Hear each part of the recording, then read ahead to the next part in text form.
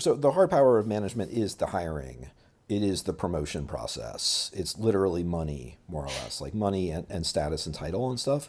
That is the hard power that is bestowed upon you by the powers that be, that you kind of get by virtue of organizational positioning. That's the hard power of management.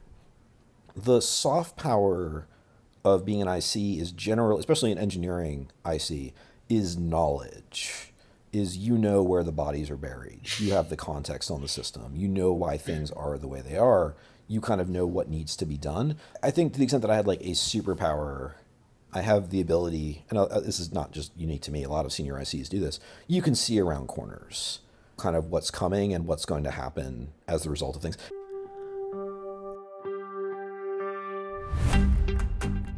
Welcome to the Software Misadventures podcast.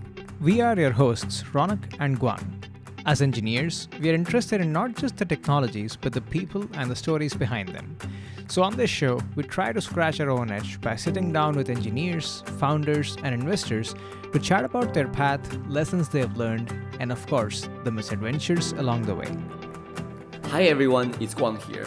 We're super excited to chat with Josh Wills. He's been doing data science and engineering before it was cool and has amazing one-liners on Twitter. In this conversation, we explore Josh's journey into management and back to IC, comparing the pros and cons of the hard power of management versus the soft power of a senior IC, his time working in climate tech, and how he got started with angel investing without a ton of cash. Without further ado, let's get into the conversation. Thanks so much for coming on the show, Josh. Thanks so much for having me, guys. Okay, so getting started, you have a lot of amazing quotes. One of my favorite is your Thank you. Is your commentary on management. You said engineering management is a pie eating contest where first prize is more pie. So at Slack, you made the transition from director of data engineering back to IC. Yes. Do you remember the exact moment when you were like, yo, this is way too much pie for me? I think I was sitting in a sprint review. I was sitting in a sprint planning meeting, kind of organizing the next couple of weeks of work and stuff like that. And I was just like, I hate this with every fiber of my being. And I don't want to do this anymore. I think, backing up a little bit, Slack had a pretty regular practice of people going into management and then going back out again. I think it was something that was like totally okay. Lots of people did it. My manager was a guy named Richard Crowley who like ran the ops team for a while and he was managing me for like when I first not when I first started, but like pretty soon after in the first kind of major reorg. And I remember being on a one-on-one with him and he told me he was leaving management to go do IC work again. And I was like, wait, you can do that? Like that's an option? Oh, that's interesting. And I think that kind of like opened Pandora's box for me. I think it was like, oh, I don't have to do this anymore if I really like don't like it or would be happier doing other things. So that was clue one. Clue two was we used to do, I'm sure they still do, like quarterly engineering all hands. And Cal Henderson, who's the CTO, had this really great habit of gathering up all kinds of random statistics of like things people did over the quarter and things we launched and other like funny stuff too, right? All kinds of really interesting stuff. And on one of them, he was showing who had sort of written the most code and who had done the most code reviews in GitHub over the past quarter or so. And I was number 3 on the largest number of code reviews done.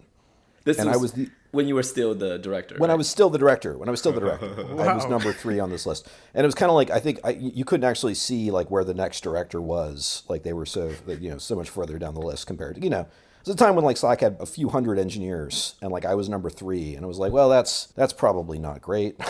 Like probably I'm not doing something correctly here. So yeah, I guess we'd say there was a lot of signs and a lot of opportunities, but really it was that sprint review where I was like, I just can't do this anymore. That kind of put the nail in the coffin for me. Yeah. Interesting. Do you know, are there people that have transitioned to IC and then was like, oh, actually, you know what? Like, let me go back to management. Like going from management to IC and then maybe after a year, they realize, hey, actually maybe management is better for me. And then they decide to go back. That they want to go back. That's interesting. I'm trying to think of anyone I know who's done that. I don't know anyone personally who has done that. So that means everyone that decides to go back is like, you know what, actually management was maybe the side route that IC is where they should have. like Yeah, I framed? mean, I think there's a bunch of different things with that. I mean, I think when we talk about this kind of stuff, we have to talk a lot about psychology, and everyone is like the hero of their own story. You know what I mean? Everyone has a narrative they are trying to live up to from Yeah. somewhere, right? And for a lot of people, being VP of engineering or CTO or whatever is a big part of that narrative. It's kind of part of their own personal hero's arc. I used to work for a guy named Jeff Hammerbacher, and he was great about sort of talking about everyone has a hero's arc and kind of understanding their hero's arc and figuring out where does what you need them to do fit into their overall hero narrative. And if it's not a fit, then great. You need to find somebody else where it is a fit, right? Every role, every job, every opportunity is the right next thing for someone. And a lot of it is just finding who that person is and sort of aligning their story with what you need and all that kind of stuff, right? So I guess what I commonly see, I mean, I don't know, I guess I see a few different patterns here. For a lot of people, like going into management is like the thing. It is the ladder. They have been climbing ladders their whole lives, from like grade school to honors programs to good college to graduate school, blah, blah, blah. It's a ladder, and they climb ladders. That's like what they do. And when I say this hypothetical person, I'm basically talking about myself here, right? Just to be honest with you, right? And then once they get up that ladder, they are determined to do whatever it takes to make it to the next rung of that ladder, just because it's a ladder. And again, climbing ladders is what they do. And it can be very difficult, I think, to get out of that mentality and be like, I don't like where this ladder is taking me. The quote about pie eating contest where first prize is more pie, that's actually a description for law school. That's where I first heard that quote. People go to law school and the first prize at law school is the pie eating contest where there's more pie, right? And it really is. And I think that's another it's another one of these ladders people climb of like, I'm going to be a lawyer. I've wanted to be a lawyer since I was a little kid. I'm good at arguing. I'm going to be a lawyer no matter what. I'm going to do whatever it takes. And then they discover 10, 20 years later that they hate their lives and that like everything sucks and they have all these problems as a result of it, right? So for all of these reasons, being fortunate, I think, to have the self-awareness, to have friends, to have family, to have mentors, to have people who can be honest with you and say like, why are you doing this thing that you hate? Is this really something that is so core to your identity as a person that you have to do it anyway, is truly like a gift. And it's something that, yeah, I was very fortunate to have. So like for you, I guess understanding or hearing that story from your manager being like, oh, hey, this is a possibility, right? I imagine that was pretty big. But was there anything else that, like, what was going through your head when you were like deciding, hey, maybe part of my identity as being this like director is maybe not the best fit for me? Like, what was that like? It felt like uncomfortable. It was a strange thing to feel. I think to kind of not really answer the question directly, but maybe give sort of more context on what about me made this easier for me. I think it was a few different things. I mean, one, I think I've always been, like the quote I am most famous for is the data scientist thing, right? Someone who's better at statistics than any software engineer and blah, blah, blah, all that stuff, right? And I have always kind of leaned into that in the sense of like, I don't really think of myself as a particularly good software engineer. And I'm definitely not like a very good statistician. All I really was the guy in the room who was better at statistics than any of the software engineers and better at software engineering than any of the statisticians. And so I've always had this very kind of like, I'm sort of okay being a mediocre software engineer, I guess, or like just being, I'm okay at this. I'm not like, I've worked with people who are world class at it and I can kind of admire how good they are at it, but I'm not one of them, right?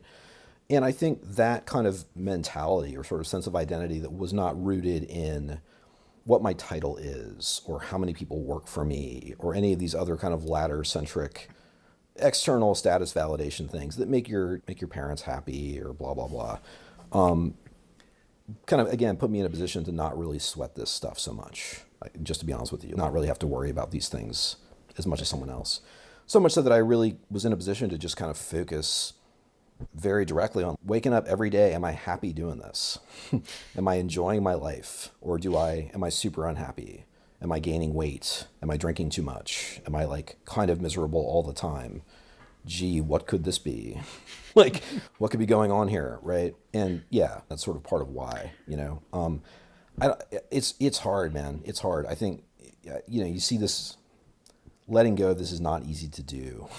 Like, and the only like really like sort of thing I can recommend is to say, which a bunch of other people have said before, it's a cliche, and it's a cliche because it's true. It's like when you get the thing that you thought you wanted, it isn't going to make you happy. It really isn't. Like, not even close. It doesn't work that way. whatever the thing is. It's not, Jim Carrey has that great quote, I hope everyone becomes rich and famous and gets all the things they want, so they find out that it's not the thing. Becoming VP of engineering isn't the thing. Becoming CEO isn't the thing. Becoming uber wealthy isn't the thing. There's no thing. Doesn't exist. Be happy with what you do every day. At the very least, the extent to which you can just be happy every day, I think that's a very worthwhile goal. Be happy and be free. Absolutely. That's the best thing I've come up with in my 45-ish years. Yeah. I think that's on point. Like any person I know so far, I've seen various transitions from IC to management. Like people who were never a manager before but wanted to become a manager. It's like, I want to be a manager. Some of them switched back to an IC role. I've not seen any of them go back to being a manager. And I spoke with some of them about this too. Hey, you had this fancy title, why go back? And the response was similar to yours. And in some cases, at least what I came away with some of those answers was someone has to be comfortable with making this decision, not just that being self-aware is important, knowing that they want happiness is important. But the other part is they have to get that title once to know it's not the thing that they want. Like you have to I do mean, that once. And it's true. yeah, it's like you You're have right. to You're right. self-experience it no matter what the other person's going to tell you. It's like, unless Yes. it's your own experience, you're not going to feel it. I mean, that's so true. And again, with my son who's 8, I confront this problem literally every day of the like, how do I convince this person to not make this terrible decision that they're about to make without actually having the experience of, eating too much candy or, Yeah. playing too many video games, like all these kinds of things. How do I like get this across? And yeah, you're exactly right, man. There's no substitute for painful experience to learn these lessons. There just isn't. Yeah. And I think since I want to talk a little bit. I don't want to like just hate on management the entire time. We're here. That's not Managers that's not are my great. goal. Managers are great, and just I would say, good engineering management done well is absolutely invaluable, and it is something I have a tremendous appreciation for, having done the work and know kind of how hard it is. I think about, it's funny. I think Paul Graham wrote an essay, many years ago describing like the impact of different places on your mentality. And he was talking about how in New York, the sort of hidden question behind everything is, why aren't you wealthier? Why don't you have more money? Right. And in Cambridge, Massachusetts, where Harvard is, it was like, why aren't you smarter? Why aren't you doing something more intellectually challenging? And he said that the question at the heart of San Francisco and Silicon Valley is actually power. Why aren't you more powerful? That's actually what we care about out here. What we care about is power. And those clowns in DC also care about power, but they're just like kind of not as good at it as we are.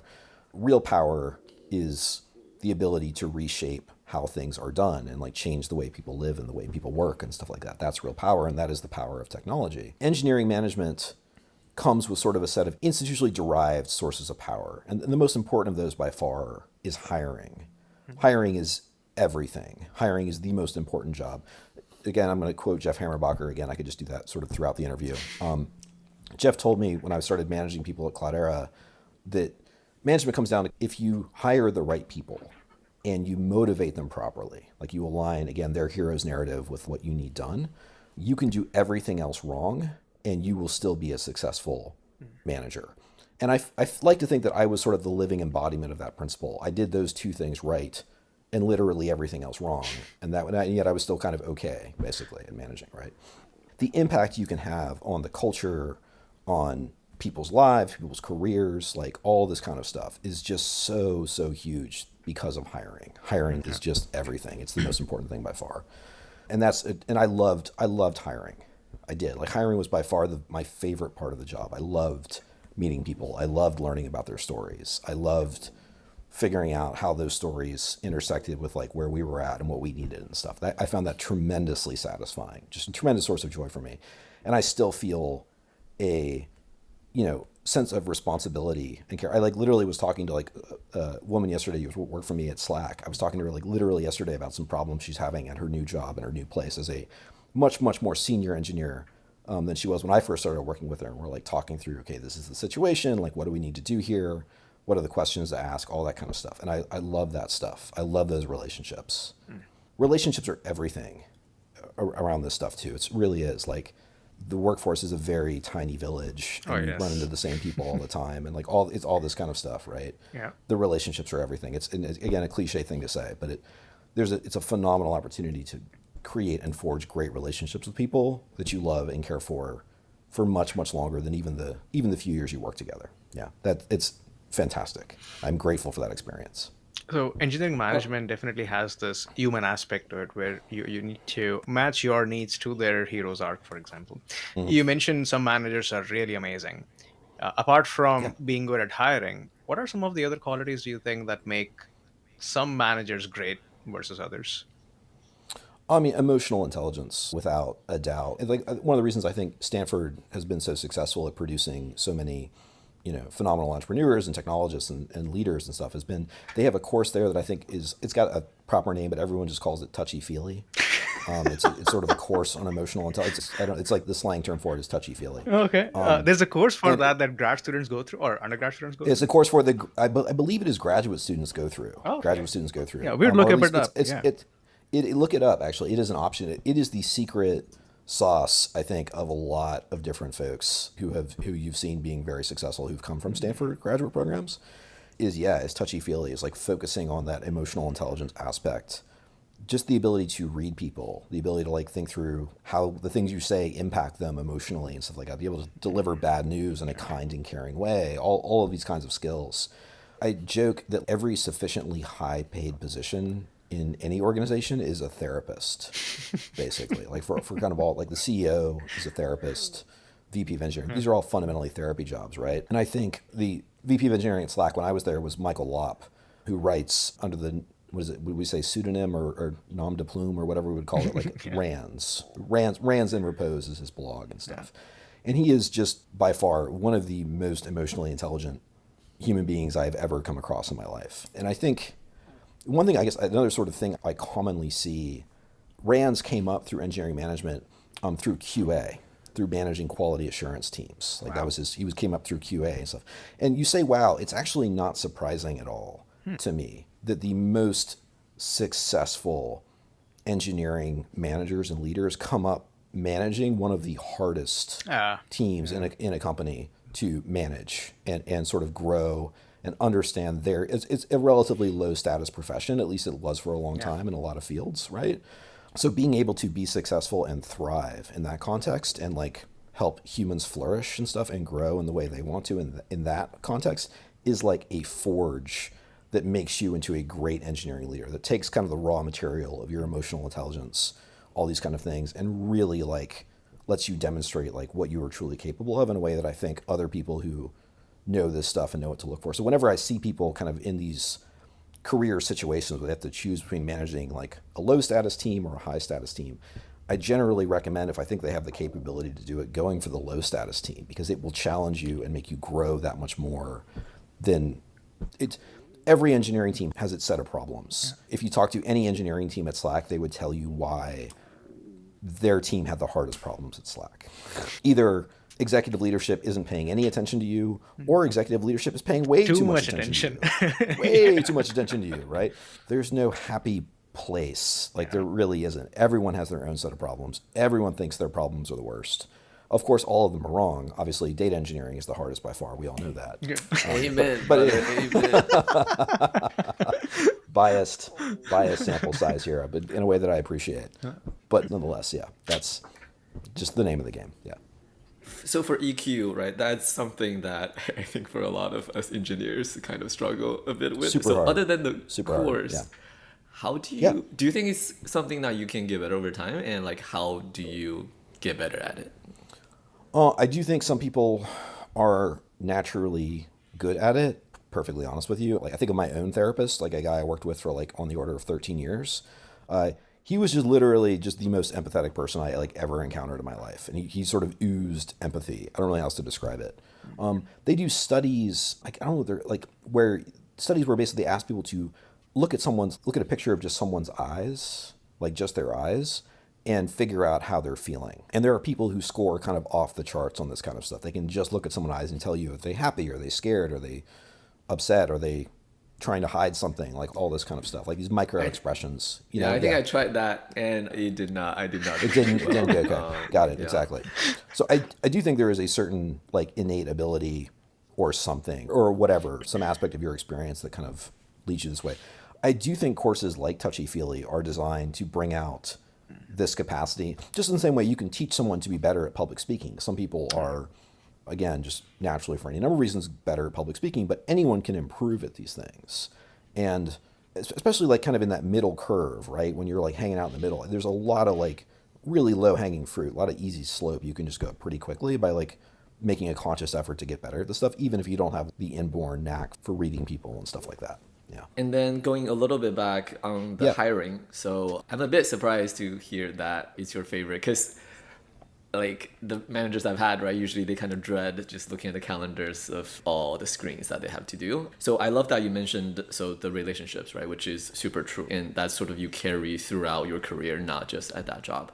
So maybe more specifically on the technical stuff, like how do you actually go about doing interviews? Okay. I remember for me, one of my favorite interview formats that we're like experimenting with this like mock code review interview, where we, instead of like just doing the standard lead code, we actually have them sort of look at a piece of code that like we sort of like well isolated, such that there's not like a whole lot of import that you have to like explain to them.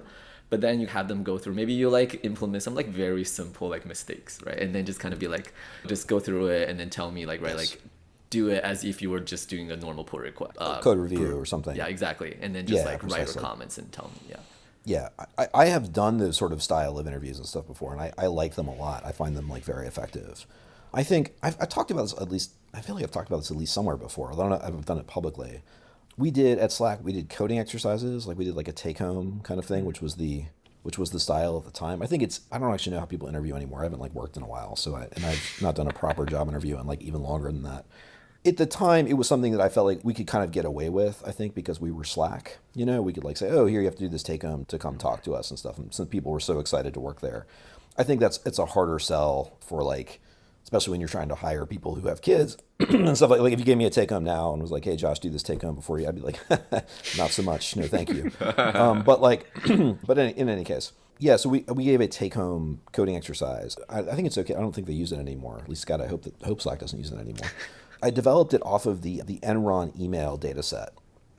It was the Enron email data set, which I don't know if it's a famous data set, like a big collection of emails and stuff, right? And so I had the person do a kind of bunch of different data cleaning, data prep, data modeling, data structure things, written in whatever coding language they like. Do it all in SQL, do it all in Java, Python, whatever, I don't really care. And answer a few different questions, basically, about it. And I generally cared about the quality that I looked for, at least in data people, and maybe I look for in kind of to a fault, I think, in all engineers, is conscientiousness.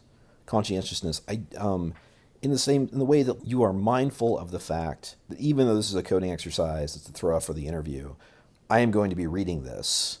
And so like things are sort of thoughtfully laid out. Like a style has been imposed. It's not just kind of chaos with like a bunch of stuff randomly commented and things indented on all kinds of weird lines and stuff like that.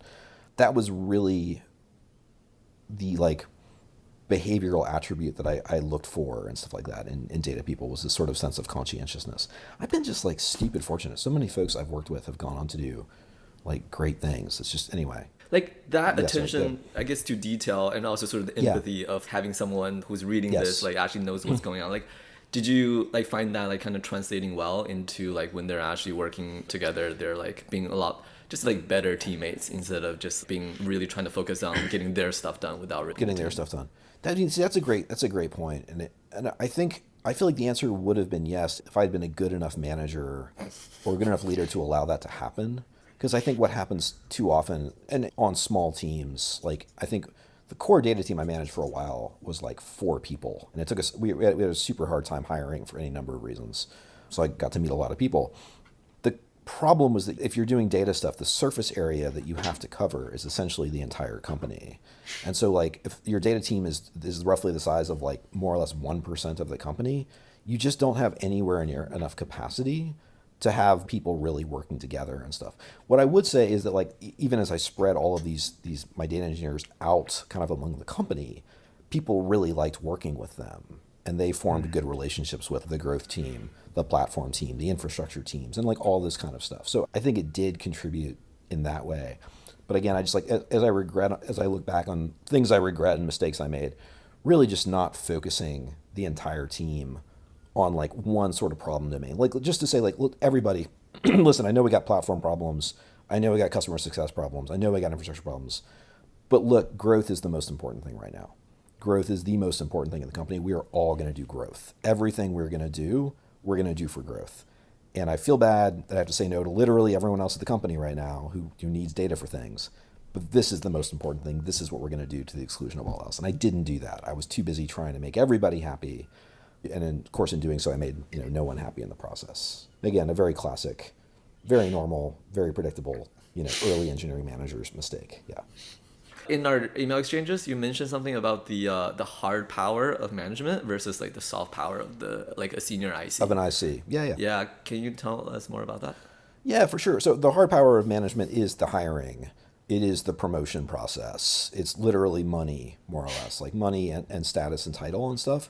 That is the hard power that is bestowed upon you by the powers that be, that you kind of get by virtue of organizational positioning. That's the hard power of management. The soft power of being an IC is generally, especially in engineering IC, is knowledge. Is where the bodies are buried. You have the context on the system. You know why things are the way they are. You kind of know what needs to be done. I think to the extent that I had like a superpower, or still perhaps have a superpower, I'm not sure, I haven't exercised it in a while. Because of where I've worked and the things I've done, I have the ability, and this is not just unique to me, a lot of senior ICs do this, you can see around corners, kind of what's coming and what's going to happen as the result of things. And again, great engineering managers can do this too for a different class of problems, right? So I was really good at Slack and at WeaveGrid, which is where I worked, the climate tech company I worked at, which I'm sure we'll talk about in a little bit, at proposing things relatively early on that seemed like relatively low stakes, minor decisions that I could just kind of get a quick consensus on, that ended up having kind of dramatic, profound, long-term impact on the company and sort of how things were done, like how work happened at Slack and WeaveGrid and stuff like that. And that is sort of my secret joy. When I talk about like everyone in Silicon Valley is obsessed with power, and people make this engineering IC sort of trade-off, right? As they go from kind of the implicit power of knowledge, of seeing around corners and all that kind of stuff that ICs have, and that's sort of the power they provide. And they transition to the hard power of management, and they find they aren't as good at wielding it, I think, as they thought they might be. And that they kind of miss the power, they miss the feeling, they miss the work of being an IC, and that's what pushes them back. And that's why you don't generally see them go back the other way, is they sort of know what power is available to management, and they know it's not really for them. John Carmack had a great quote about this the other day. Like we can talk about a lot of the stuff around like AIs and LLMs and how does that shift the balance of power in these ways and stuff. John Carmack was talking about how he is deeply uncomfortable with the power of management. He doesn't like it. It's not a kind of power he feels comfortable wielding. He much prefers the power of being John Carmack, of being basically one of the best software engineers to have ever lived.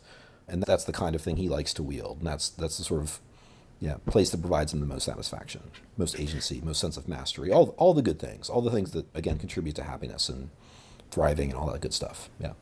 So it's like one example would be like, say, like implementing like an RFC process, right? Like that's something that it's very, especially like if it's earlier on in like the growth of the company, you can like, everybody's like, yeah, that's a good idea. But then like that really has like a profound impact in terms of, I see. Exactly. And if you're good at it, these sort of decisions are basically invisible. People take them for granted. It's just the way it's done, right? I like the joke of being a senior or early IC, early engineer in any successful company is you get to make an enormous number of decisions. And the vast majority of the decisions are good decisions, because if they weren't good decisions, the company probably would have failed, right? So you make almost all decisions correctly. They're good decisions, and they're invisible. No one can see them. And also, because you're a person and you're human and you're flawed, you make a, small number of really bad decisions, kind of like a bunch of things where you just got it wrong. And those decisions inflict pain and suffering on everyone forever, and everyone hates you for them, and all this kind of stuff. And that's congratulations, that's the prize. Also, you get a lot of stock, so hopefully it works out. But that's fingers crossed. But that's the nature of it. That's the nature of the job. That's what you're signing up for. Right. I remember at the first company I worked at, it was really small when I started, and it was my first job. So I remember, and they're still around. So it's like after 4 or 5 years, they're saying this sort of really stupid process that they had to go through. And I was like, oh yeah, I remember that. That was me. I'm sorry, guys. Yeah. Yeah, definitely cuts both Absolutely. ways. It absolutely does. And again, the great stuff you see, no one sees that. It's like, of course it works that way. How else would it work? Actually, like, no, that was a really good decision I made. Like actually very important. Like, anyway, yeah, totally. People remember you for the wrong decisions that you made, for sure. They absolutely remember. No one ever comes and says, "Hey, this thing has been running just fine," or "The decision was pretty cool because we didn't have to go back and revert it." Yes. Utterly invisible. No one appreciates it again. And again, to your point, same thing with engineering management. Good engineering management is invisible, and it's what is it you people do here, right? And it can only be appreciated by experiencing a lot of really bad engineering management and understanding like, wow, good engineering management is like, you guys are doing a really good job of not fucking this thing up for everyone. That's it. Congratulations. Good work, everybody. Harder, easier said than done. Easier said than done. It's hard to do. Yeah. Okay, so I hate to do these like two-part questions, but they're kind of related. Sometimes inevitably. Yeah. Okay. Yeah. I'll do my best. Please don't hate on me, Ronak. Nah, it's fine. It's fine. So one is sort of like, do you recommend then like every engineer to at least try management? And then the second thing is sort of like, I forgot the second part. Great. Yeah, let's just go with the first part. I think everybody, I think it would be a good thing if everybody who wanted to do management or was curious about management had an opportunity to do it. I very much do. And I mean, I think that's generally true. I think if you want to, for instance, manage an intern or something like that, which is like in many ways like the lowest stakes form of engineering management, that opportunity should be available to everybody, like kind of without a doubt, right? Pretty much anywhere you go, everywhere. Someone should have the opportunity to do that. I think if you are curious about this stuff, if you think it is something you might ever do for any reason, if it's something you'd like to understand better, like all of these kinds of things, I think it's worthwhile. I also think, and look, I straight up have met people who were just very clearly engineering managers, even when they were ICs.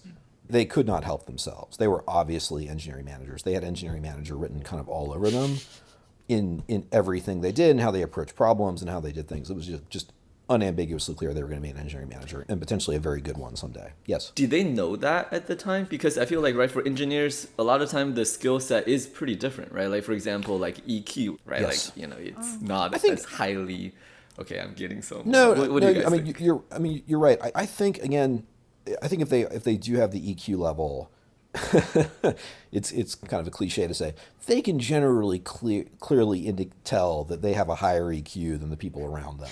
Like, let's just stipulate that's something that people who have high EQ are good at, right? Yeah. Just by nature of tautologically, like being good at EQ means you can tell, right? Yep. So I think there's certainly I think they're aware of that fact. I think the tricky thing, and this can be like a very engineering culture specific kind of thing. I think at Google, it was hard to be a pure EQ manager because of how highly Google, arguably to a fault, kind of prioritizes technical excellence.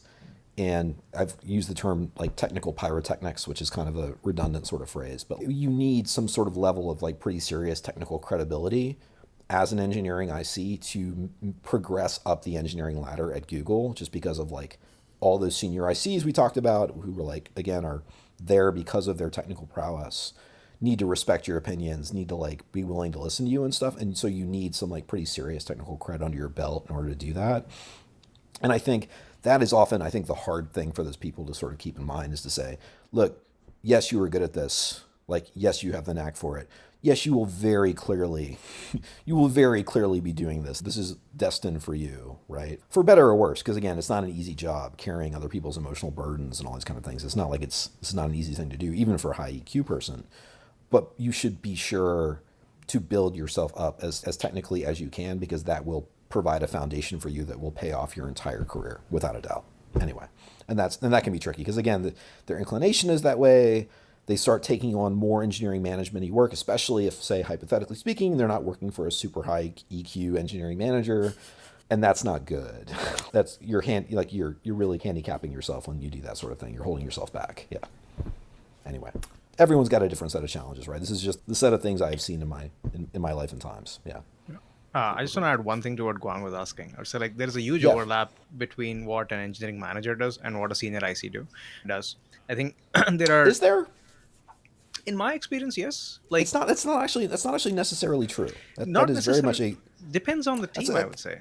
It depends on the team. Depends on the company. I think depends on the Yeah, company. it in a lot depends on of the ways. company for sure. At least in my experience, I Yeah. think there is a huge overlap in terms of you're involved in priority planning, calibration, performance reviews. What you're not doing as a senior IC is giving people the bad news, deciding how much they should get paid.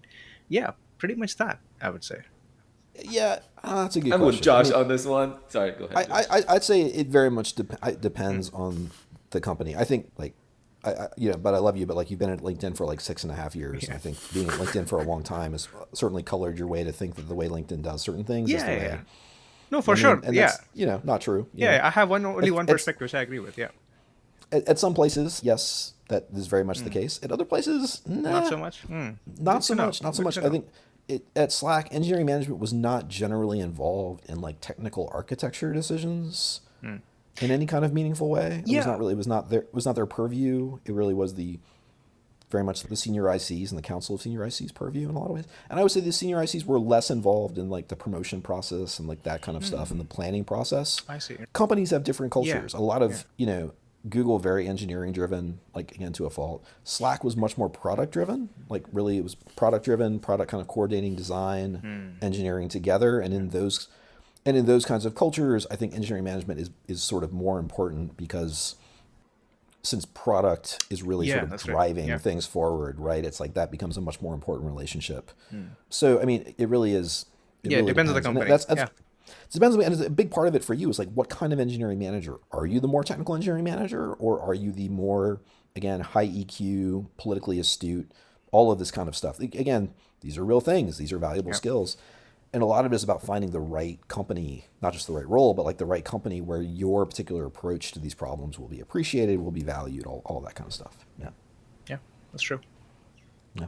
I just got really excited because everybody's disagreeing. I was like, ooh, That's good. I mean, that's the best. That's really what you Yeah. want. I mean, it's a very, if we're just sitting around agreeing with each other, it's a very boring podcast. That's Exactly. right. Yeah. Thanks. I do what I can. I mean, I've had the experience of being the guy who's like, well, Google did it this way, and therefore all companies should do it this way, and like that's not, that's, deeply, profoundly not true. Yeah. Like not even close. Yeah. Anyway. Yeah. Cool. So after Slack in late 2020, you joined a climate tech startup called WeaveTech, which you mentioned earlier. WeaveGrid. Yep. I WeaveGrid. will not cut that out fix because that. I say wrong things all the time, and Oh, it's just okay. part of the brand now, apparently. Misadventures, Sorry, right? so- Yeah. Yeah. Exactly. So sorry. So what they do is they build software to help the power grid to better adapt to changes in usage pattern as more people have EVs in their homes. During this sort of search process, what was your search criteria like, right? I think you mentioned that this was like heavily impacted by like COVID, and then walk us through like how that sort of late 2020 kind of stuff, right? So I mean, I think I left Slack at the very end of October 2019, and I was just deeply and profoundly fried and burned out. I think I did the Software Engineering Daily podcast like a month or so after I left. I go back and listen to it about like just how super fucked up I was. Basically, like I didn't touch a computer in anger at all in 4 months. I didn't do any coding and all that kind of stuff, right? And I was really sort of like at a loss. I was not thinking about like another job or any kind of role or doing anything with computers possibly ever again. I wasn't really sure.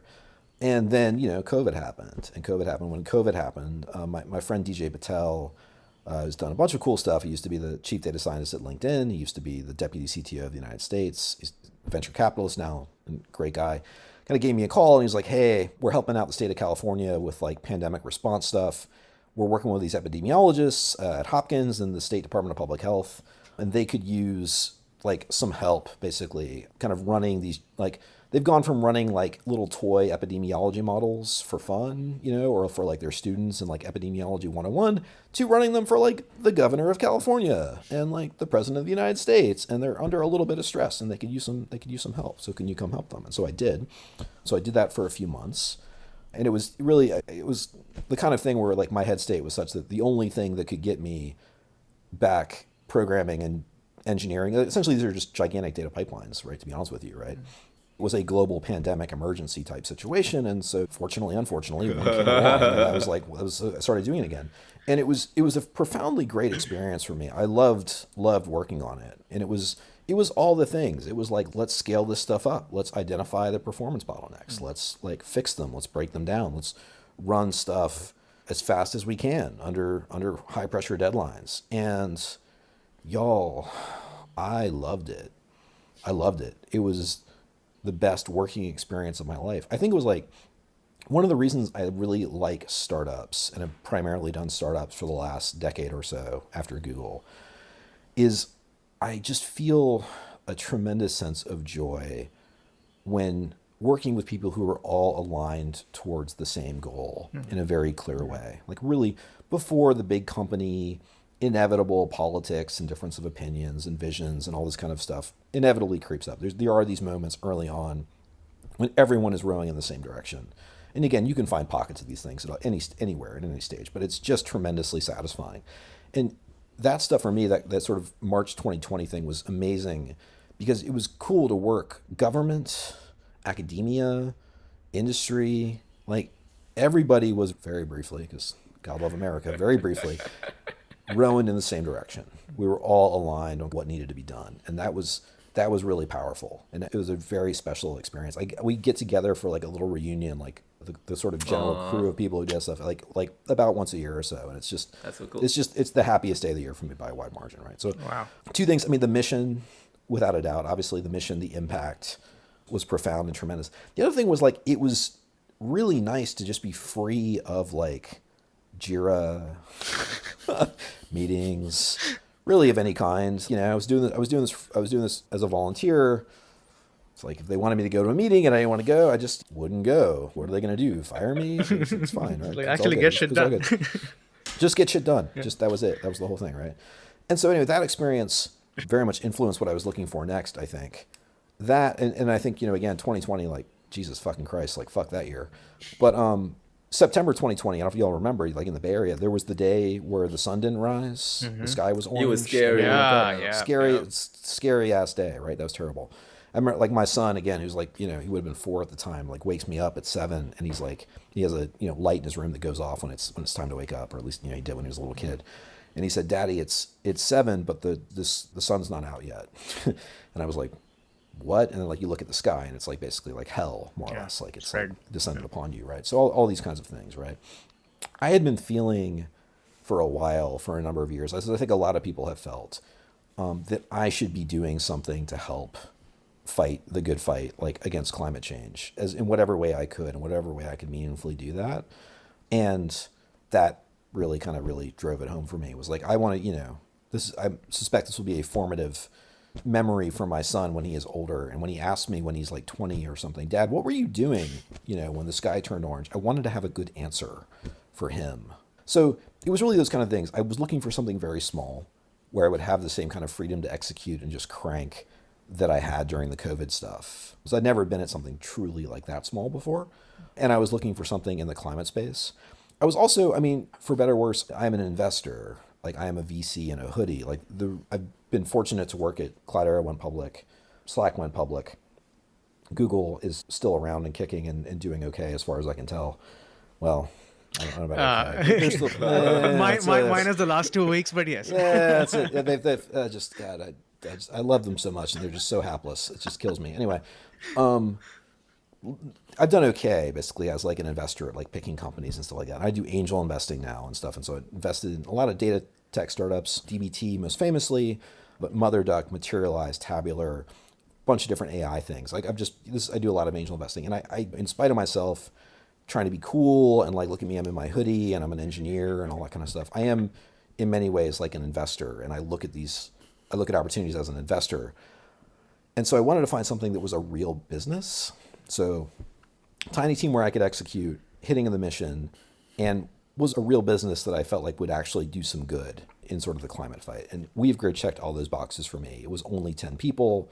They had hired my friend Bo Cronin earlier in the year, so I had like a good kind of connection there to an engineer I knew well and worked with and like just thought very highly of. And yeah, it was the mission. And it's an interesting mission. I mean, building and this is kind of I guess I don't want to segue into this kind of stuff. Like, how can tech help climate tech stuff? Yeah. People ask me this a lot because I've done this work, and I obviously I don't work there anymore. I left last year, and my honest answer, and it's kind of a bummer, is that if you want to meaningfully impact climate change, the best thing you can do is start a company or go work at one of these very big, high-paying tech jobs, make a lot of money, and pay your taxes.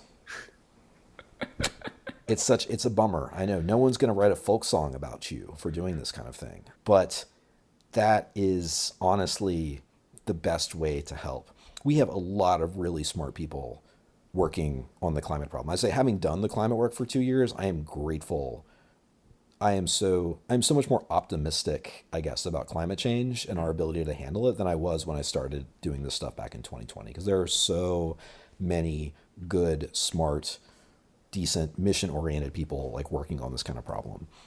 And so I'm not nearly as worried about it. I do worry about, like, we have a lot of infrastructure to pay for. We have a lot of transformers to buy. We have a lot of solar panels to build. We have a lot of infrastructure we need to pay for, and it's going to cost a lot of money. And so that's being in a position to provide that money is honestly, again, now I say this, most people don't find this very satisfying like, as an answer. No, but yeah, like I can totally relate to that, because actually for me, climate change got like personal. It was like that exact moment. And then so I spent like a month I was also sort of in between jobs to trying to figure out like, okay, if I can do something with like climate tech. Yes. And then, I mean, what you said, after like a month of like listening to a bunch of podcasts, right? Like doing research, looking at like what the companies are doing and stuff. And then the biggest conclusion I had was like, oh, I should have done like materials engineering and then learn how to make batteries. That's right? Super true. You know, it's funny you say that. I work like one of the folks I worked with at the WeaveGrid actually is a physicist. He's a PhD in physics from Berkeley. And he did it to study photovoltaics and build better solar panels and stuff back in the aughts. And it was great when he got out and finished his PhD, he discovered that it wasn't really a physics problem. We had actually solved all the physics problems. What it really was like a utility, bureaucracy, regulatory nightmare, like kind of problem of actually building this stuff. And so that's what he does. That's how he helps. He's a PhD in physics. He studied photovoltaics and like building solar panels and solar cells and stuff. That's not the problem. He works on the problem. This is the problem, right? And that's, I don't know, that's like just super cool to me. I mean, that's absolutely tremendous. I really profoundly admire that stuff. There aren't many like tech problems, right? Honestly, there's nothing that like a better key value store or like an S3 backed Postgres engine. These are all amazingly cool pieces of technology. They aren't like the core of the problem in climate change. There's a few folks I think who are making a meaningful difference. There are some climate finance companies, like kind of fintech for climate financing is very interesting to me. And I actually think is both a real business and material, because again, we really just need money to build all of this stuff. We know how to build it. We know what we need to build. We just need to build it. That's the problem. So the financing stuff I think is actually like quite interesting and is an opportunity for leverage. But again, it's not AI. It's not large language models. It's not like we don't need rocket science, super, super hardcore tech stuff. Like that stuff is just kind of a sideshow. It's really, we need money. That's really what we need. Yeah. So I wanted to get your take maybe on 2 points. So one is because, right, like I imagine maybe things would or as the landscape changes in the future, maybe things become different. So like one is like, are there any tips like for other like engineers, like maybe 5 years out, that's doing the search of changing from like a traditional software engineering in the tech company to like, is there anything like when you were doing the search that you were like, oh, this is very helpful? And then the second thing maybe is actually, let's just start with the first. Yeah, it's good. I mean, the hardest problem by far is the network issue. And again, it's kind of back to what we're talking about, relationships and stuff like that, right? The most important thing for me joining WeaveGrid was that I knew someone from the tech world who had joined WeaveGrid and was there already. That was a huge help, right? I think you see a lot of folks, especially in like the recruiting industry and stuff like that, who've done recruiting stuff for a long time in tech, pivoting to doing recruiting for climate tech. That is enormously helpful. That is tremendously helpful. Building these networks that allow us to cross over, finding people who you like to have worked with before who are doing this stuff now. This is like most of the problem. It's like you come in, you don't know anybody, they don't know you. how do you know if you're going to like working together, right? I mean, they don't necessarily understand the technology stuff you're doing. You don't understand the climate stuff they're doing. This is a problem. Like, this is the big problem. And again, lots of people have made this leap, and the more people who make it, the better off we're going to be, because the network will get richer and denser and all that kind of stuff. And then ideally climate tech becomes the same sort of village, right? You see this kind of already. There are already, I would say, like, there's a company a few years ago called O-Power. It was eventually acquired by Oracle and went public and stuff like that. And it was, like, I think in many ways, the first big successful climate tech, traditional tech company, right? There was a bunch of hardware and solars and stuff like that, right? But this was like a software company that made the leap. And those people are everywhere. Their alumni are percolated all throughout the ecosystem, much in the way that like Sun Microsystems and like Silicon Graphics and all this kind of stuff. This is how this happens. And so you want to join one of those kinds of companies. And I think, for what it's worth, WeaveGrid is one of those companies. I think WeaveGrid will be one of the companies that seeds the next generation, builds the network and stuff like that become the next, like, to your point, the climate companies we don't know we need yet, the ones we need in 5 years and stuff like that. That's what I think. Yeah. I think, at least for right now, based on what you said earlier, anyone who wants to get into climate tech, I think being mission driven would be the first filter. Like, they can't go into it thinking, "What, I'm going to work on the hardest technical problems." Yes, that's not right, what exactly. would give them satisfaction. If you go in hoping for that, you're going to be, I think, sorely disappointed. Yeah. Again, it's just not the issue. Yeah. And it's a lot of people are trying to marry the two because it's sexy and it gets good press, and it's just really deeply not the problem. It's not serious, people doing that. Sorry. Hate to be a bummer here. If you want to do LLM stuff, don't do LLMs for climate, like, for the love of God. Please don't do that. It's a terrible idea. It's just absolute nonsense. Yeah. So one kind of a random question I had was, we were talking to Mitchell Hashimoto, and then one of the things he said that really resonated with me was, like, the most important attribute for engineers was, like, being practical. Yeah. And in your experience working in climate, because there's so many people there because of the mission, right? Not because of the money, not because of, like, the technology. Do you ever, like, run into coworkers that are, like, very motivated and driven, but then they're also, like, less practical in terms of, like, compromising? And, like, yes. how do you address, like, or, like, how do you deal with that in those situations? I mean, not very well, I guess. It's like thinking and reflecting on it. Yeah, not very well. I only really have patience these days for one junior engineer, and that is my son, my 8-year-old. Yeah. There's a lot of this stuff. It's a bummer. I mean, I first of all agree with Mitchell. Like, he's right. Pragmatism is a quote I saw once. For any given problem, the question is, like, what is the simplest thing that could possibly work, and why didn't you do that? That's the sort of the 2-part question. What is the simplest thing that could possibly work, and why didn't you do that?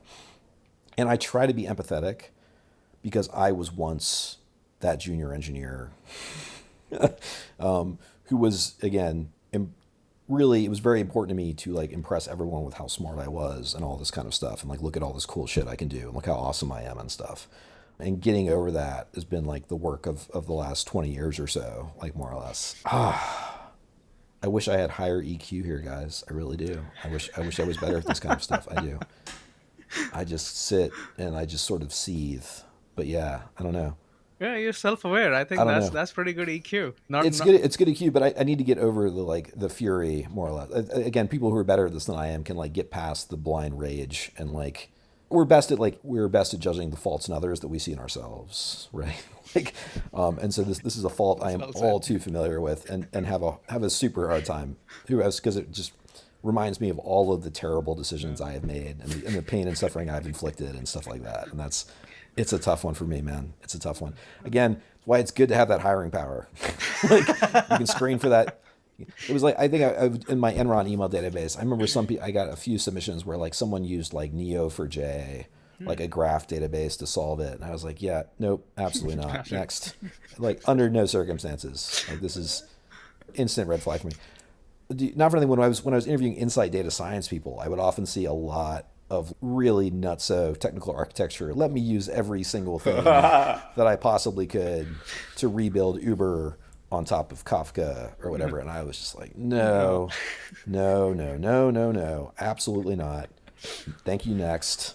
like that kind of stuff. Yeah. Sorry about that. That's just We were set up and earlier they told us to use the technology. No, I mean, I know what. In many cases, yeah. like why?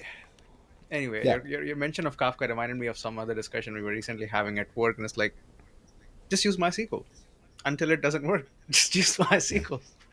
One of my other like super favorite quotable instances was a tweet I read during the pandemic. This microservice could have been a SQL query. Oh yeah. Like this meeting could have been email. This microservice could have been a SQL query. Yeah, for sure. Like there's a lot of that stuff, man. There's a lot of stuff like that. It just kills me. So So how do you filter for practicality in engineers like during the interview? So other than so Neo4j for like I mean, I think it's no. I mean, the Neo4j thing isn't a particularly egregious example. I mean, I do. So I think every technical interview should include a software design component to it of like, let's design a system. Let's build a system from scratch. If we're doing something like it, I don't know if I can tell you the one we used at WeaveGrid because we still used it or whatever, but I want to see you design something. I want to see how do you approach the problem and design something. I want to see the technology choices you make. I want to see why you make those technology choices. And that's essentially how I screen for this kind of stuff, is to see like, what did you use and why? That's usually works pretty well. Not for nothing. Yeah. So you mentioned investing. I think this is kind of similar to investing in a way, where. Okay. Well, one, how did you get into angel investing?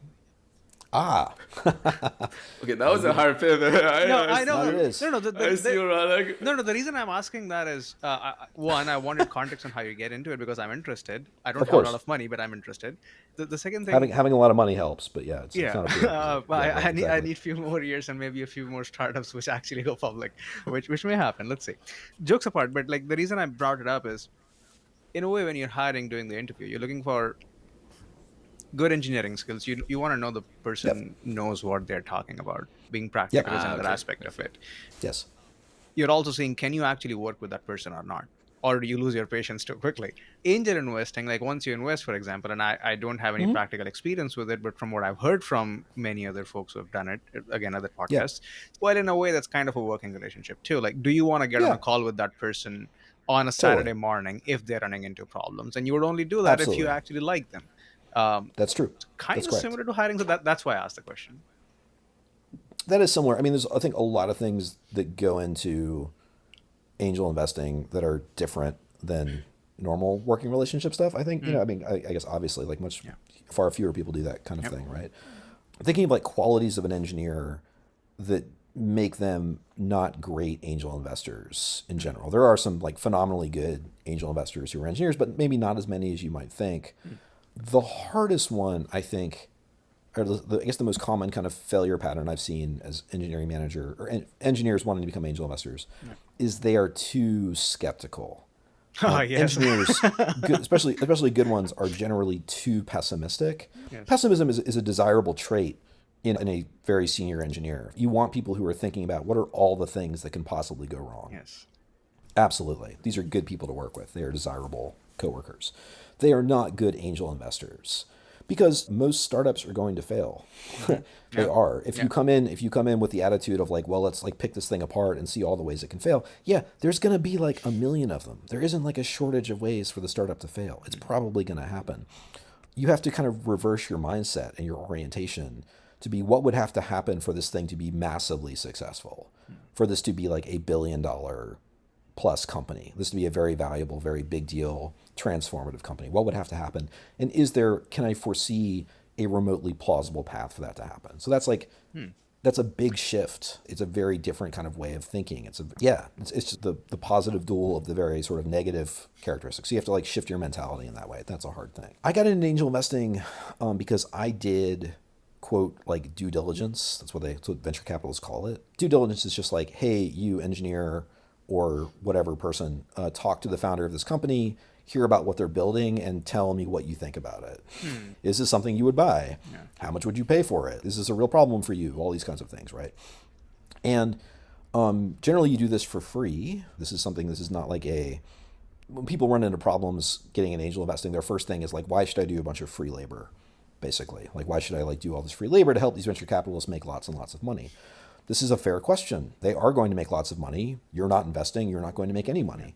The only reason to do it, really, is if you kind of intrinsically find it interesting to think about technology and technology companies and like what sort of potential they could have. And is that something like where you would just sort of enjoy that? If did you read the book on like the rise and fall of Uber or whatever? Like, is this something you would do for fun? And for me, kind of tragically, the answer is yes. I would literally do this for fun. I enjoy it. The reason I'm not a venture capitalist is because I have an up close and personal perspective on like all of the shitty, horrible aspects of that job. But that aspect of it is super fun and is a fantastic hobby. And I absolutely get how people get into venture thinking that's all it is, and it's like deeply not true. But I get the appeal of that without a doubt, right? And so I did this for years for free, just because I thought it was fun. I sort of enjoyed thinking about it, talking about it, that kind of stuff, right? That's how I got into it. Such that when, at a point in the future when I did have money, like when Slack went public and stuff, and I could actually start investing, I just asked those same venture capitalists, hey, I have some money now. I'd like to be an angel investor. If I talk to a company you're investing in and I see and I like it and I want to put some money in, will you let me? And the answer is of course. They're absolutely happy to. They're thrilled to have you. It's like the very least they can do to pay back all of the years of free labor and stuff like that and the relationship that you've built with them over time. And that's it. That's kind of the whole game. That's how I got into it. I don't recommend a different approach, I guess, broadly speaking. So that's it. That's kind of like thing one. That's how to do it. That's how to get started doing it. That's a separate question from like how to be successful at it. Yes. Because again, angel investing is a terrible idea. And again, this is one of those cliched, this is me giving you advice that's the opposite of me and blah, blah, blah. How do you do it well? Yeah. That's a harder one. Like it's a very difficult one, right? The general consensus seems to be that almost all of the really, really good investors you've ever come across or you've heard of or you know about or whatever had a deal early in their careers that hit in a major way. And then it becomes a sort of selection bias kind of thing, or like hey, we should let Josh into this deal because Josh was early at DBT and therefore Josh knows lots about data infrastructure and tooling and what's going to happen and stuff like that. And, I like to think I know a lot about data infrastructure and tooling and I can foresee where things go. But like, I'm also basically an idiot and I get lots and lots of things wrong, right? Just because I happen to get one thing right doesn't mean I'm going to like get anything else right in the future. Like this is, again, there's a significant luck element to this kind of stuff, right? Without a doubt. Past performance is not representative of the future. Past performance is not representative of future returns. And I think, again, a lot of people, if you get kind of higher in your own supply and you think that like, oh yes, because I got this right, I therefore know what's going to happen with those, it's like deeply not true. And whenever I run into investors who are like that, I just like give a very, deeply felt eye roll. Yeah, like, oh God, I can't believe I have to talk to this idiot. But for better or worse, that is a thing. And it's like having that early success and getting lucky, I think, just contributes massively to your deal flow and kind of everything that comes after that is really ultimately, I think, like important to being a successful angel investor. So this is my weird advice. Work for free for several years, happen to have an exit to provide you enough money that you don't mind setting some of it on fire, and then get really lucky early on. A simple 3-step process to become a successful angel investor. Easy for anyone to replicate, right? Like that's just insane. Like just lovely highlight. We'll advice. Put that in. Yes. No, I think that's just terrible. But again, it's why this is basically a bad idea. Only do it again if it's important to your identity. Like the reason I did it was because I wanted to be an angel investor. It was really it. I was willing to spend X thousands of dollars just so I could call myself an angel investor. Why? Because I'm a moron, like I don't know, an idiot. I thought the other cool engineers were doing it, and I'm like, okay, I got to do it too because I got to be cool like them. I mean, I think what's funny and great about Silicon Valley is the amount of status that accrues. I mean, look at Jason Calacanis, for God's sake, right? Like, I mean, has that dude done anything in his life besides being an early investor in Uber? Does he ever talk about anything else ever? Right? Uber comes up a lot. Yes. It does seem to come up a lot, right? Like, and you talk to me like DBT, like, I mean, like, again, it's just utter nonsense. I actually, like, not for nothing, in all seriousness, if you are serious about angel investing, I highly recommend Jason Calacanis' book on angel investing. Okay. For what it's worth, I very much wish I had read it before I had started. Because I just, again, in my engineering mindset, I look at him and I think this is the least useful person in the history of the world. And yet somehow he has managed to do this and become like this very successful angel investor. He must actually know something that I don't know? And it kind of turns out the answer is yes, he does. He kind of actually, his advice is actually like really good. And I, like I said, wish I had read it ahead of time. Are there like Not two for or nothing. three things that you remember from the book that are super helpful? One is he writes a lot about how do you make yourself useful to a company early on, right? And that's how do you break into this kind of thing, especially when you don't have any money? Like how was he useful to his first several angel investments when he didn't have that much money, right? How did he make himself useful? What value did he provide? And this is an important thing for everyone to have who wants to get in this. You kind of have to have like a shtick. You have to have like a thing that is your thing that you are known for. I think a lot of DevRel people, which is effectively what I used to do at Cloudera, would make great angel investors, as they are generally much more optimistic than your average engineer. They have the vision, they have the network, they have the knowledge, they have the reputation. This checks a lot of boxes, like not for nothing. There are actually a few, I think, like firms that are basically all ex-DevRel people, like doing venture investing, and I'm largely bullish on these firms. I think there's something to this. I mean, they know all the problems for sure because they're talking to the people who actually Because they're have talking to the problems. people who actually have the problems, right? And again, so I mean, these are like good qualities, I think, right? So you have to have a shtick. There's an angle. There's a value you provide. One of the finance ops persons I worked with at Slack started a venture fund for doing that, for providing like early stage fractional CFO kind of style investing. You can like anything. You need to have like a thing that is your thing. You are known for, like a brand, basically. So anyway, but like again, Cal Canis is a marketing guy. He's really good at this stuff, and his perspective is useful. So that's like thing one was very useful. Like, how do you get into this? What's your shtick? Figure out what that is for you. Figure out how to get in. Second thing is like, how do you limit the amount you're willing to wager? Like, basically, like let's put our green visor accounting hat on here. How much of your net worth should be invested in startups?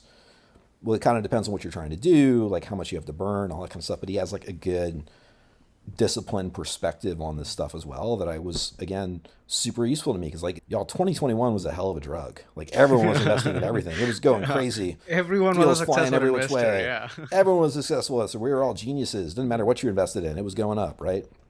And so being mindful about like, okay, how much money do I actually want at play here is, I think, a very, very useful framing, and something that's good for you to think about early. Speaking obliquely, vaguely from personal experience, this is a good thing. Something I wish I had thought about earlier. So anyway, for all these reasons, like I said, I thought it was a good book. I thought it was really useful. Yeah. That's helpful. I recommend it wholeheartedly. Yeah. So in this case, like you mentioned, the first advice you gave was, well, be useful and work for free, where this was due diligence. How does one, I don't think an average engineer knows a bunch of VCs who would reach out to them for due diligence. So how do you put yourself in a position where you could be helpful? I got introduced to the first VCs I knew through Cloudera's venture capital relationships, because I was nominally listed Cloudera, I was a senior director, which again, I had no real reports or anything like that. I had a good title because DevRel didn't really exist as a thing back then, and I was doing a lot of customer facing stuff, so I had a good title.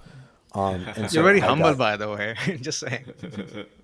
I don't know that I am very humble. I think I'm a pretty amazing. I think I'm a pretty, like, for all that I make fun of myself, I think I'm a pretty amazing engineer. Not for nothing. Like, my wife makes fun of me for this. She's like, you constantly say you're an idiot, but you also claim to be among the best in the world at what you do. And I'm like, yes, both of those things are simultaneously True. Yeah, I agree. Yeah. Could I be am a true is what moron. I agree with. I am among the best in the world at what I do, like without a doubt. I feel both of those things very deeply. And so that introduced me to Jerry Chen at Greylock, and then a Ping, and a bunch of folks at Excel, and so I got. And those were my first early kind of venture capital relationships. A few folks randomly just reached out to me. It was sort of great. A lot of early people who just started moving into venture will ping you, and they still ping me to this day. Early on, they've just started as a principal or something like that at a venture capital firm, and they're trying to build these relationships with people who have a presence of some kind through doing DevRel or whatever, right? So they'll reach out to you and ping you. I have to be honest, I don't really accept those pings anymore. I like to say I know enough venture capitalists. Like, I don't need to add any new ones. I'm good. Like the ones I have, I'm pretty happy. But early on, when I didn't know anybody, I was more than happy to make those acquaintances and like have coffee with people and talk to them and stuff. And that provided a foundation for stuff. Like, that was how I originally got introduced to like Mike Dauber and a lot of folks at Amplify who I work with on a lot of investments and stuff like that. It was just through like, hey, we're all hanging out together at a Giants game one day. Do you want to come just chill with a bunch of data people and some venture capitalists? And I was like, hell yeah, it sounds like great fun. That was That was my idea of fun before I had kids. I could just do things like that, right? So yeah, once you establish some kind of public persona, again, find your shtick, find the value you provide, they will come and find you. They really will. Especially again, those early stage folks who aren't yet partner, they're just building their own brands, they're building their own things.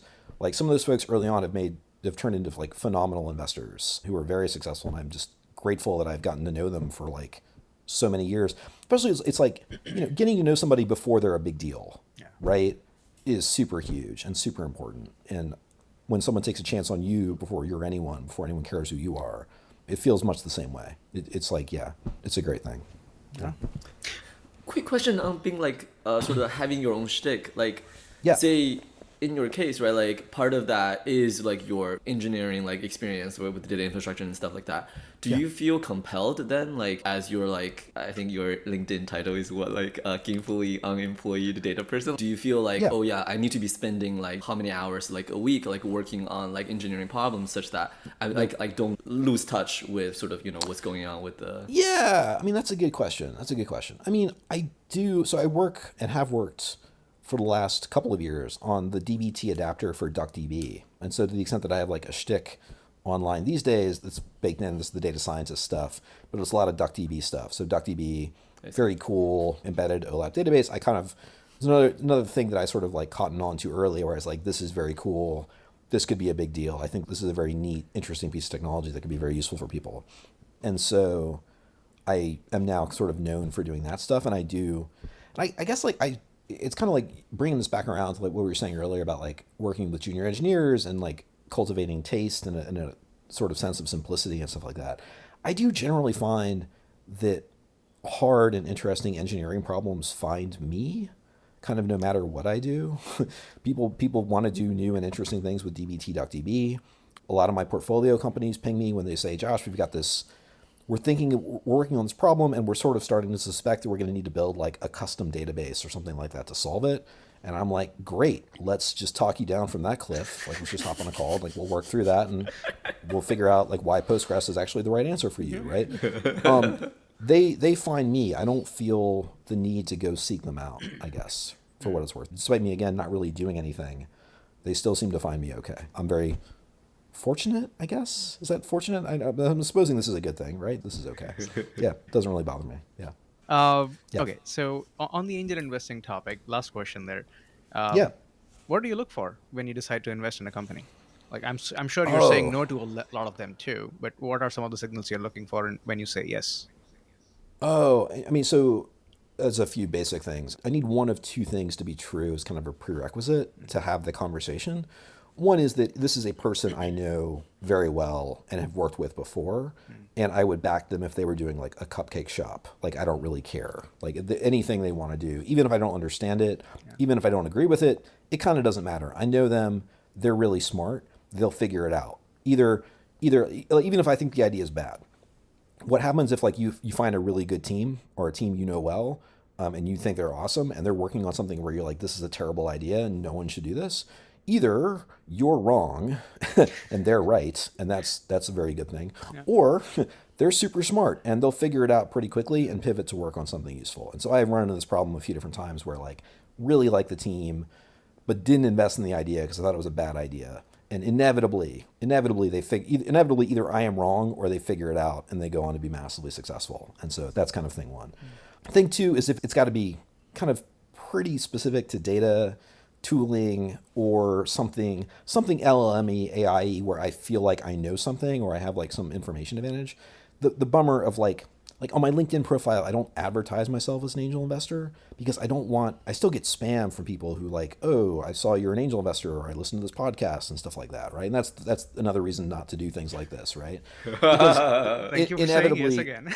Yes, yeah, I just should have my head examined. No, inevitably I get pinged by stuff where people like, I have literally no background in what you're building whatsoever. Like, you're doing some consumer thing, or you're doing something for like security teams or dev. And I just like, I don't know anything here.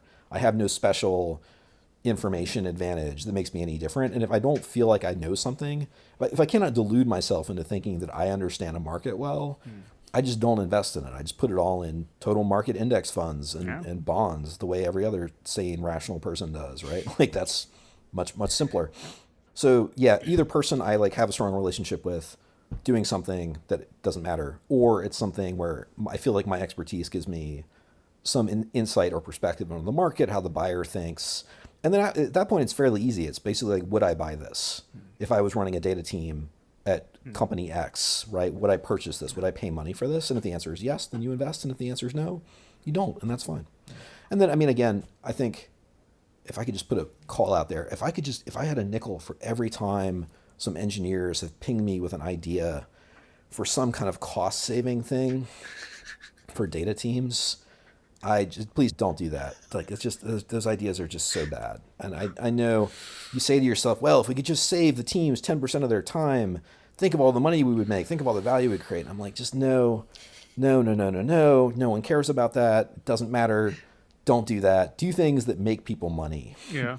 Do things don't try to, it can work sometimes, but just 9 times out of 10, 99 times out of 100, making companies money is the way to go. Don't try to save companies money. Make them money. That's what they want. They want to make money anyway. It's like the personal finance thing, right? Like, don't worry about spending less. Just increase your total income. Just increase your revenue, right? Yeah. It's like I'm building a budgeting app for data teams or something, and I'm just like, no, a terrible idea. It's never worked. I know it feels like a good idea. I understand how you feel. I get it. I've been there. It's a really bad idea. It's just not going to work. And so then I spend a lot of time on the call just trying to talk them out of it, and then trying to talk them into building something that I want, which rarely ever works, but I'm just going to kind of keep at it because it's way easier than starting a company. Is like tricking someone else into working on it. So that's really much, great financial returns and a lot less emotional damage. So yeah, it's really Smart choice. Thank you. I appreciate that. Thank you. I spent I did like a little startup like incubator program, and then so I ended up spending 7-8 months like building out this sort of platform to save. Oh, that's right, you did company, that. cost sorry. of AWS bill, and your advice. Like, I wish I would have listened to what you said just now, because that's very real. I mean, like so many things, these things have to be experienced personally. I've never successfully convinced anyone with this pitch, by the way. So it's like, again, like so many things in this, be it engineering management or becoming a senior IC or all these kind of things, there's no substitute. Tragic though it may be, for having the painful experiential learning. Experiential learning is just tough to beat, and no amount of wisdom or podcasts or any of these things will ever change. Was ever thus the human condition. The human condition. Yes. Or I love the Arrested Development joke where it's like it's with Tobias and Lindsay, and like saying, well, did it work for those people? No, it never works for them. But it might work for us. Whatever. These people delude themselves into, it's so fantastic of a quote. Anyway. Yeah. That's true. Well, right? Forever optimism. Right? Yeah. Well, Josh, this has been an incredible conversation. Plus one to what Guang said. Both of us have learned a lot. It was fun. Like I said, I liked getting to talk about the engineering management stuff, because I've always wanted to talk about it in depth, and I haven't had the chance to before. So yeah, thanks for the opportunity. Awesome. Yeah. Of course. Awesome. Thanks so much. Thanks so much. My so much, pleasure, Josh. guys. My pleasure.